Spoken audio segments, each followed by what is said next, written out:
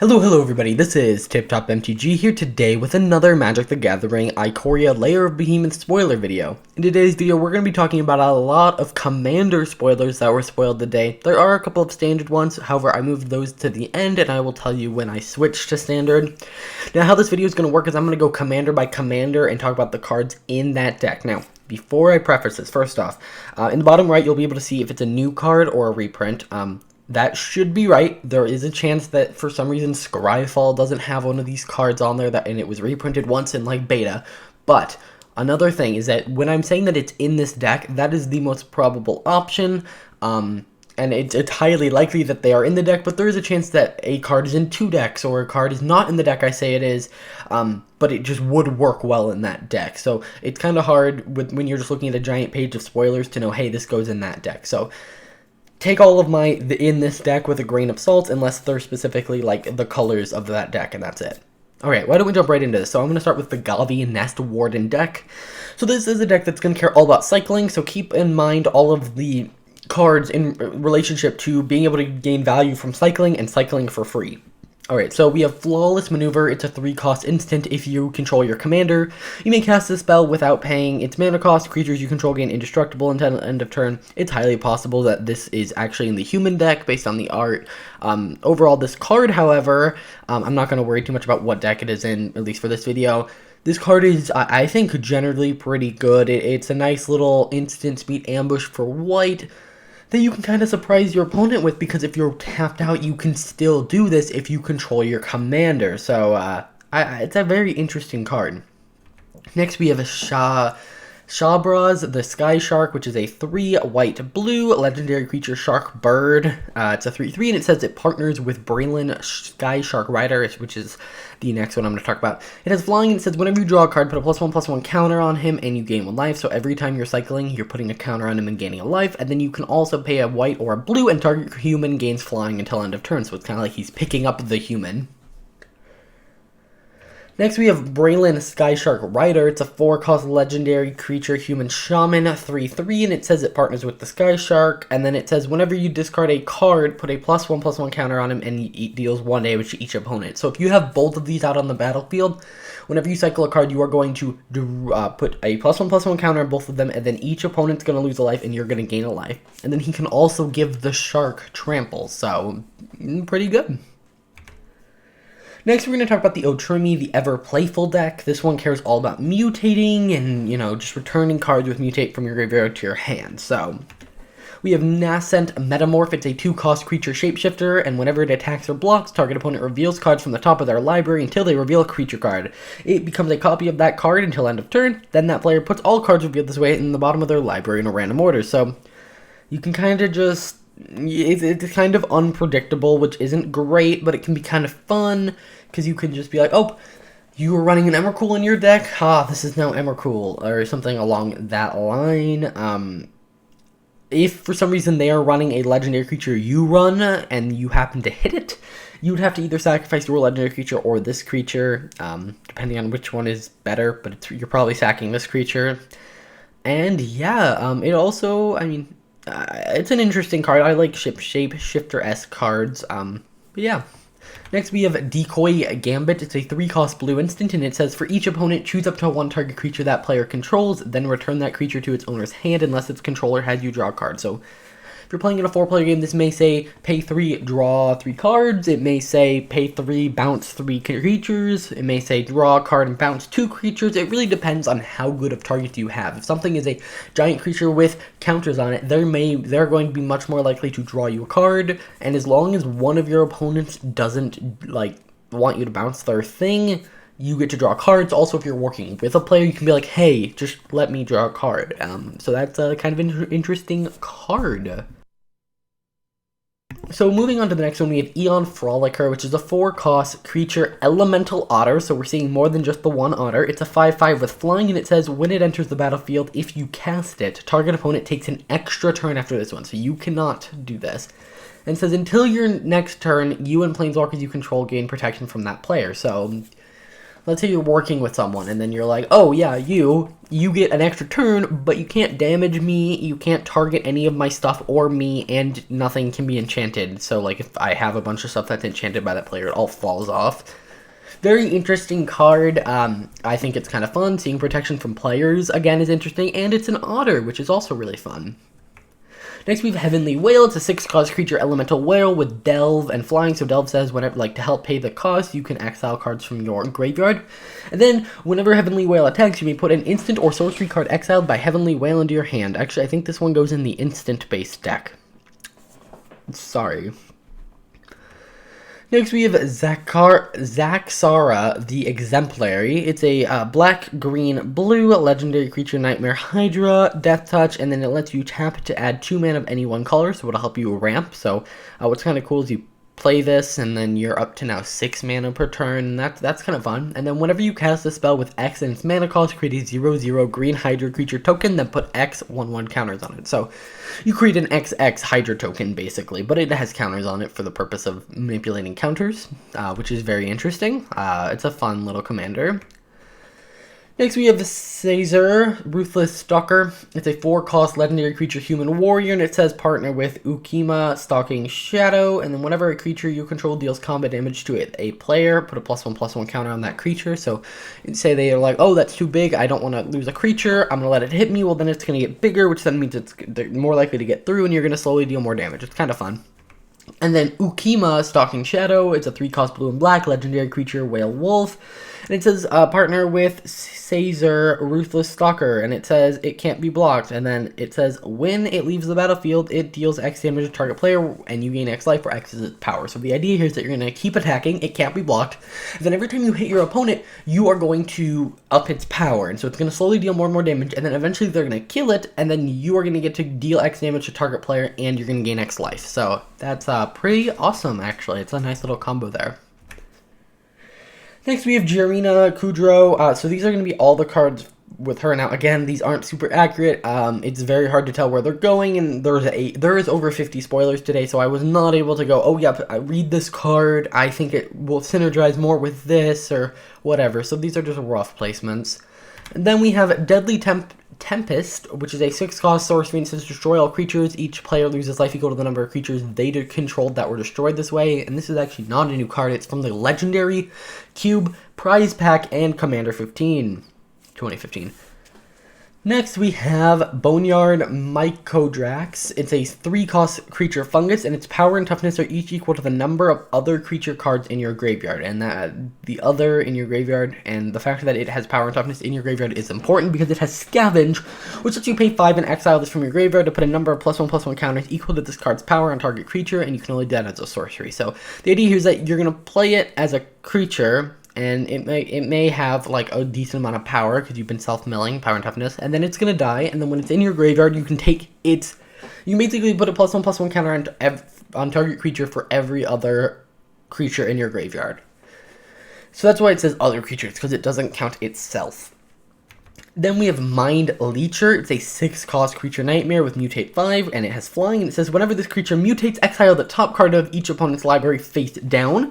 You may look at it and play those cards for as long as it remains exiled. So this pretty much for 5 lets you just take a card from every opponent, and that can be very devastating. Now, it does not say that you may spend mana as low as a mana of any color, so you do have to make sure that you have the mana to cast it, but also this removes that card from them being able to play it. So if it's like an Emrakul, well, now they can't cast Emrakul, which is kind of cool. It's kind of cruel. Either way, Netherborn Altar, it's a 2-cost artifact. Tap it, put a soul counter on Netherborn Altar, and put your commander into your hand from the command zone. So that's actually really powerful because it dodges commander attacks, and this is totally going in the humans deck because it cares about how many times you've cast your commander, which if you can cast it by bouncing it back to your hand and then replaying it and bouncing it back to your hand, or when it dies, going to the command zone and then bouncing it back to your hand, from the command zone, that's pretty powerful. And then it says you lose 3 life for each soul counter on Netherborn Altar. So first time you do it, you're going to pay 3, then you're going to pay 6, then you're going to pay 9. So the commander tax kind of changes from mana to life, which is kind of an interesting idea.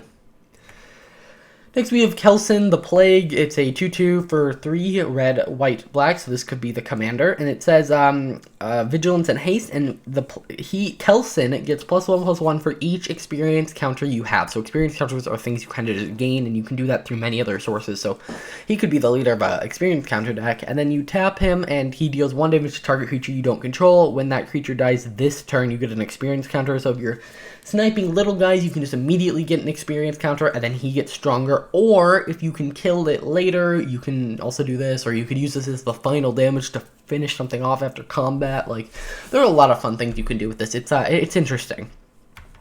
Next we have Calamax the Stormsire. So this is decks focusing around Calamax. These are going to be caring about instants, not sorceries, just instants.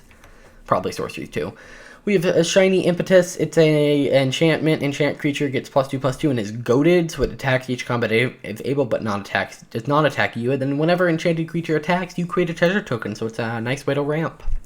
Next, we have Molten Echoes. It's a 4-cost enchantment, and as it enters the battlefield, choose a creature type. Whenever a non-token creature of the chosen type enters the battlefield under your control, create a token that's a copy of that creature. That token gains haste, exile being the next end step. So, you know, oh, you're going to play Eldrazi, right? And then you play some, like, 9-cost thing that returns something from your graveyard to the battlefield. You're actually going to create 2 of them. You're going to get 2 ETBs, and you're going to get to swing with it this turn. So, very devastating card. It doesn't work for things that are legendary, obviously, but it's kind of interesting. Next, we have Alicia, who smiles at death, which was last reprinted in the Mystery Booster. It's a 3-cost legendary creature, human warrior, and it says it has first strike, and whenever Alicia, who smiles at death, attacks, you may pay white or black, and if you do, return target creature with power 2 or less from your graveyard to the battlefield, tapped and attacking. Pretty good. It's a 3-color commander that only actually has 1 color in its cost and allows you to just keep bringing things from your graveyard to the battlefield. So even if that thing with power 2 or less dies, it'll die the next time Alicia can bring it out again. Interesting card. Next, we have Shared Animosity. It's a 3-cost enchantment, red enchantment, and whenever a creature you control attacks, it gets +1/+0 for each other creature attacking that shares a creature type with it. Honestly, this could go in the human deck too, because that seems like a tribal deck. Either way, this was last reprinted in Explorers of Ixalan, which is a board game, and if you don't count that, it was last reprinted in Morningtide.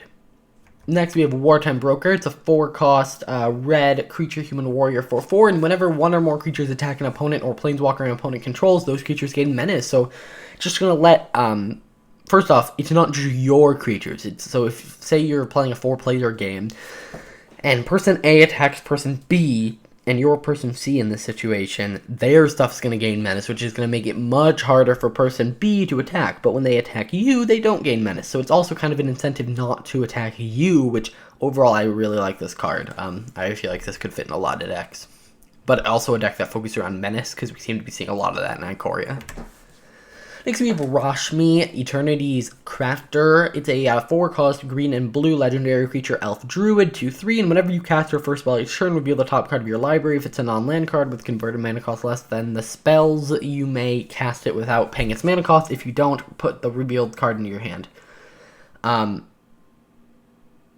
If you don't cast the revealed card, put it in your hand, yeah. And this was actually last reprinted in Kaladesh, so it's not that old of a reprint. But yeah, it's an interesting card. It's kind of free casty. It lets you kind of cascade, but you don't actually cascade. Very interesting. We have Cathriel Aspect Warper, so these are going to be decks focused around that deck, or cards focused around that deck. We have Crop Rotation, which was last reprinted in Mystery Booster. It's a pretty simple ramp card. 1 green, has an additional cost to cast a spell, sacrifice a land. And then you can search your library for a land card, put that on the battlefield, and shuffle your library. Pretty simple. Next, we have Curious Herd. It's a 4-cost instant. Choose target opponent. You create X 3/3 green beast creature tokens, where X is the number of artifact that player controls. So, generally, even if your deck doesn't focus around artifacts, you're going to have a couple artifacts, whether that's your Soul Ring, your Arcane Signet, your Mana Vault, your Mana Crypt, any of those. And then you're going to be able to create 3/3s. Now, if you can create at least 2 3/3s, you pretty much break even. I feel like 2 3/3 tokens for 4 is fair and green. Now at instant speed, that's pretty good. Now if your opponent is playing an artifact deck and they have like 20 artifacts, this card's insane, and I actually really like this card.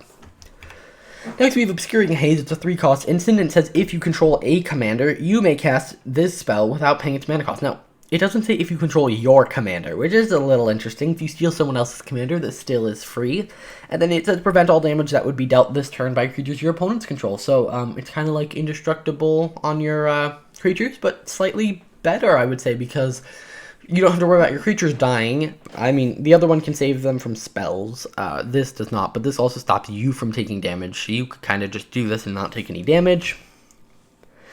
Next, we have Ravenous Gigantotherium. It's a 7-cost creature beast with Devour 3, so when it enters the battlefield, you may sacrifice any number of creatures, and for each creature you sacrifice, you put that many, 3 times that many with +1/+1 counters.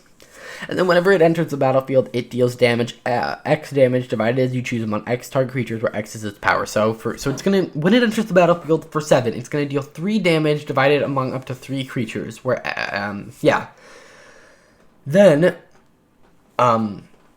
Then what's going to happen is, if you want to, you could sacrifice a creature to up X by 3. So for everything, for every creature you sacrifice, you are going to become more and more powerful and be able to deal more and more damage. But also note that each of those creatures that you deal damage to will get to deal their damage back to Gigantotherium. So it's kind of a way to like force fight, but you kind of choose your fight and deal so much damage to this thing. So it's kind of interesting. Next, we have Masked Admirers. It's a 4-cost creature elf shaman, and when it enters the battlefield, draw a card. Whenever you cast a creature spell, you may pay 2 green. If you do, return it from your graveyard to your hand. So, pretty interesting. It was last reprinted in Commander Anthology and Modern Masters. Then next we have Time Luminous Enigma. It's a 1 white, black, green, and it's a legendary creature nightmare beast. Each other creature you control enters the battlefield with an additional vigilance counter on it. It says additional just because in case they already enter with a 1, it doesn't, it adds actually 2, so it'll have 2 counters on it. Then if you pay 3 and remove 3 counters from among creatures you control, so it's any type of counters, +1/+1. Honestly, that could be really broken. For things that like have a countdown-esque timer where you put like 10 counters on something and then when it hits 0 you do something, because this can just remove 3 counters from that. So, and then it says put the top 3 cards of your library into your graveyard and then return a permanent card with converted mana cost 3 or less from your graveyard to the battlefield. So, and more just taking things from the graveyard and putting them on the battlefield. Actually, in Ikoria, we've seen a lot of like free casting where you're just taking stuff from your graveyard, putting it on the battlefield, or casting things for free from your hand. A lot of the time there's a limit, but it just seems to be a very common thing in this set. Next, we have Ajani Unyielding. This is a reprint from Aether Revolt. It's a 6-cost green and white legendary planeswalker Ajani, and it says reveal the top 3 cards of your library. Put all non-land permanents revealed this way in your hand and the rest on the bottom of your library in a random order. You can -2 to just exile target creature, and its controller gains life equal to its power. That's pretty good. And you can -9 to put 5 +1/+1 counters on each creature you control, and 5 loyalty counters on each other planeswalker you control. So, very Ajani thing to do is to buff up everyone. That will probably make all your other planeswalkers ultimate if you're running him in a planeswalker heavy deck, but it'll also just put lots of counters on things, which the deck cares about. Next, we have Nesting Grounds, which allow you to pay 1 or tap it for colorless, or you can pay 1 and tap it to move a counter from one target permanent you control to another one, and you can only do this at sorcery speed. Overall, this is really powerful in a deck that cares about a lot of different types of counters and moving them around, so very cool. And then we have a Silent Arbiter, which is a 4-cost... Oh, sorry. Before we get into this, all of these are kind of colorless, so they could go in any of the decks. They could be in multiple of the decks. They could be in all of the decks. So, these ones I don't really have exact placements. This is a 4-cost artifact creature construct to 1/5, and no more than 1 creature can attack each combat, and no more than 1 creature can block each combat. So, that's very planeswalker friendly, actually, and it's an interesting reprint from dual decks, Mirrored and Pure versus New Phyrexia. That's a mouthful title. Next, we have Sanctuary Blade. It's a 2-cost artifact equipment, and it becomes attached to a creature. As it becomes attached to a creature, choose a color, and it gets +2/+1 and has protection from the chosen color. This is very good. You can say you're playing against an Urza mono blue deck for some reason, or some sort of monocolored deck. You can just basically make that creature unblockable. Not the Urza deck, because that has colorless stuff. But it's very useful because it's not a set color that you set before the game. It's something that you can do and change actually throughout the game by unequipping it and re-equipping it. So, very interesting. Next, we have Lifecrafter Bestiary. It's a 3-cost artifact, and at the beginning of your upkeep, scry 1. Pretty good. You can just kind of say, hey, no, I don't want that. And then whenever you cast a creature spell, you may pay green if you do draw a card. That is a very powerful effect. I like it. Next we have Arcane Signet. This really needed to be reprinted, although it's a common. It was last reprinted in Throne of Eldraine Brawl, and that was the only other place it's been printed, so it's good to see it reprinted. It'll probably be in all the decks. And that's it for this video. I know it's been a long one. There were a lot of spoilers. I would have loved to have talked more about individual cards, but there were over 50 spoilers today, so yeah, those, however, were just the Commander spoilers. I do have a couple more spoilers to show you from Standard. So these are now in the actual Ikoria set. So this is a 3-cost white creature goat, and it's a 1/3 with flying, and it says if non-combat damage would be dealt to Stormwild Capridor, prevent that damage. Put a +1/+1 counter on it for each 1 damage prevented this way. So if you're going to try and shock this, what it'll actually do is become a 3/5. And so it could be an interesting, if there's any cards in Standard that say like, that a downside of playing them, or like an aura, that a downside of playing it is that it damages a creature, this could be interesting to see it do that and like actually buff up the creature. Next we have Thieving Otter, another otter. We have it's 3 costs in blue, and it says, whenever Thieving Otter deals damage to any opponent, draw a card. So, pretty good effect, and it's a 2/2, so, it's okay. I mean, drawing cards is very powerful, but it's going to be kind of hard for him to get in there without additional help from something like Phasing Dolphin, which we saw yesterday. Next, we have Pouncing Shore Shark. It's a 5-cost creature shark beast 4/3, or you can mutate it for 4, and it has flash, and it says when this mutates, you may return target creature an opponent controls to its owner's hand. So at instant speed, you can just turn one of your creatures into a 4/3, and you bounce something, which is kind of cool. And then Ominous Seas, it's a 2-cost enchantment, and it says whenever you draw a card, put an omen counter on Ominous Sea, and remove 8 omen counters, create an 8/8 blue Kraken creature token, and then cycling 2. No, it doesn't say sacrifice this, which makes me think that you can just keep doing this, which is kind of insane. Next we have Shark Typhoon. It's a 6-cost enchantment, and whenever you cast a non-creature spell, create an XX blue shark creature token with flying, where X is that spell's converted mana cost. This is utterly insane. Now it is 6, so it's kind of a finisher. And it has cycling X1 in blue, so if you want, you can just cycle this away, and when you cycle it, you create an XX blue shark. So you'll get both a cycle trigger, and you'll get to create a nice little blocker here. Next, we have Footfall Creature. It's a red enchantment aura with enchant land. An enchanted land says tap, target creature gains trample and haste until end of turn. That's kind of broken. The fact that now something can just always gain haste. Now, you do have to keep tapping this 1 land, which may not be great, but then you can always cycle it if you are land mana screwed. But I'm not sure how I feel about this card. It's interesting. Next, we have Rooting Moloch. It's a creature lizard, and when it enters the battlefield, exile target card with a cycling ability from your graveyard. Until end of turn, you may play that card. So it allows you to cycle something and then actually still play the card, and you can cycle this itself. So if you can figure out a way to flicker this, you can just like have lots of value engines running. Next, we have Mythos of Baroque. It's a 4-cost sorcery, and it says if blue and black was used to cast a spell, search your library for a card and put it into your graveyard, then shuffle your library. And then this is what the card does. If you don't pay blue and black, you just return up to 2 permanent cards from your graveyard to your hand. So if you do pay blue and black, you get to first throw something in your graveyard, then you're probably going to return that one thing to your hand. You get to basically search your library for a card and put it in your hand, and then return something from your graveyard.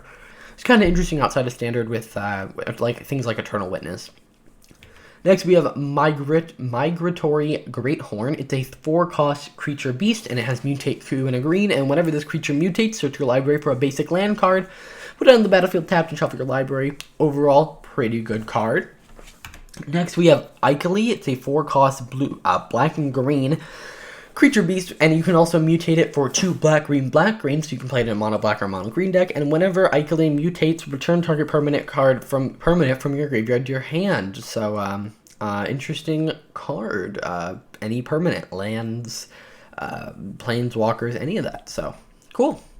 Next, we have Obosh the Burrower. It's a 5-cost black and red legendary creature, Hellion Horror, and it says each creature card in your starting deck must have an odd converted mana cost, which is so the companion requirement. And if that is the case, he can be in your sideboard, and you can cast him once per turn from your sideboard. And he says whenever a source you control with any odd converted mana cost deals any damage, double that damage instead. So interesting card. It's very powerful. It's probably one of the most powerful companions I've seen. We have Rieli the Everwise. It's a 3-cost blue and red legendary creature, human wizard, mythic rare, 0/3, and it says it gets +1/+0 for each instant and sorcery in your graveyard. So I could see this theme coming back with like another Drake's S deck. And whenever you discard 1 or more cards for the first time, draw that many cards. So, you know, say you have a card that says, I forgot, there was a card yesterday that was like, discard any number of cards and draw that many cards. With her, you'd be, so say you discard 5 cards, you then get to draw 10, which is pretty awesome, and it works really well with cycling as well. You get to draw 2 instead of just drawing 1. And that's now it for this video. I know it's been a long one, we've had a lot of spoilers, but that's going to do it for this video. If you enjoyed, please hit that like button, subscribe, and I'll see you guys in the next video. Bye.